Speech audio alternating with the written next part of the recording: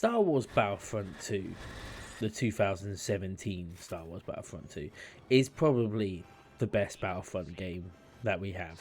And it's a real shame that people just sort of wrote this game off as being shit because of its awful release. Now, this is no secret that the game has improved a ridiculous amount since first coming out.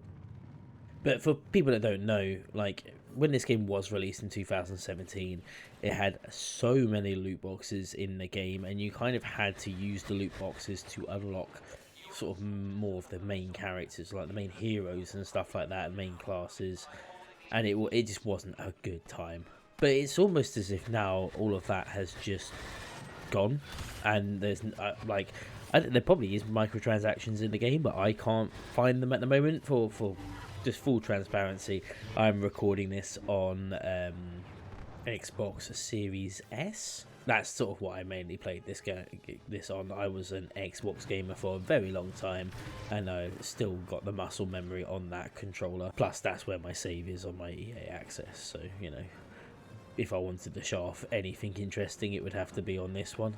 The servers are kind of dead though, which is a real shame because it's still so fun. I was playing the co-op mode, which turns out hardly any of my friends knew that the co-op mode existed. Everyone normally plays Supremacy, which is also very good. But the co-op mode is fantastic. It is basically just you versus the computer, but with mates. And I think you're more likely to get a game on co-op because if it doesn't have someone in there for you, like there's not another player, it just assigns like a bot, which is fine sometimes.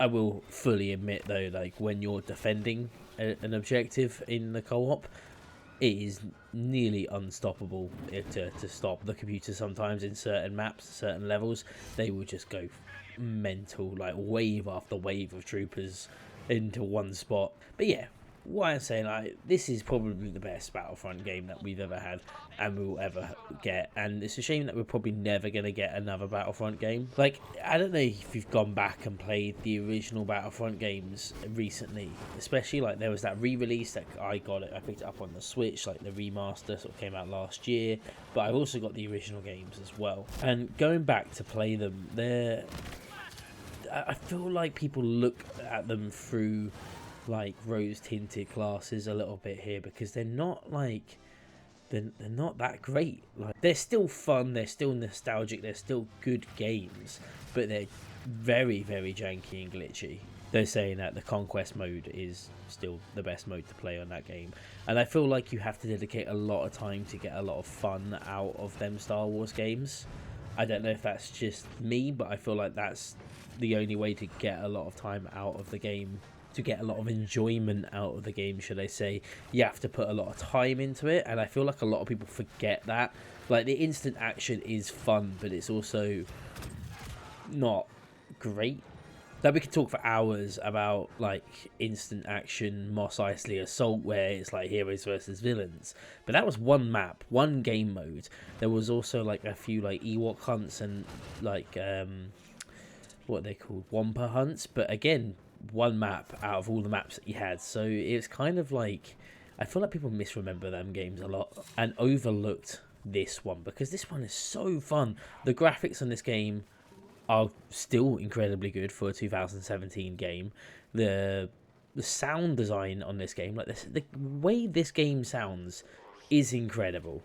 And I know that like the later Star Wars films, like they kind of soured everyone's opinion on Star Wars, which is completely fair. I'm still a fan of them because, like, a lot of people don't want to admit it, but Star Wars is for kids, and they're just kids' films. Like, what more do you want about a prequel trilogy? That's what they are. Like, I am old enough to remember when the prequel trilogy first came out. I saw every single one of the prequel trilogies as I was growing up, and as they came out in cinema. And at that time, everyone that I knew that was older than me, like my brother and like my parents, hated them films. They thought them Star Wars films were the worst thing that ever happened. And then when the prequel trilogy came out, I didn't care that much about them. I watched them all and I thought they were just movies, fine, But the critical reaction of people absolutely hating on these films, it just seems to be like a copy and paste of what happened in the early 2000s, late 90s with the prequel trilogy. So in a few years, I think that the Star Wars sequel trilogy is just going to become a meme fest and people are going to like Star Wars again. Anyway, that's just been me rambling about Star Wars and Star Wars games just for a little bit. I didn't really know what else to say about this game. Like, I started talking about it and my personal opinion is, yeah, it's good, you should play it. And then I just sort of went on a rant about Star Wars and thought, you know what, just keep that in, chuck this out. There you go, simple video made easy. Anyway, my name's been the Retro Gaming Goose.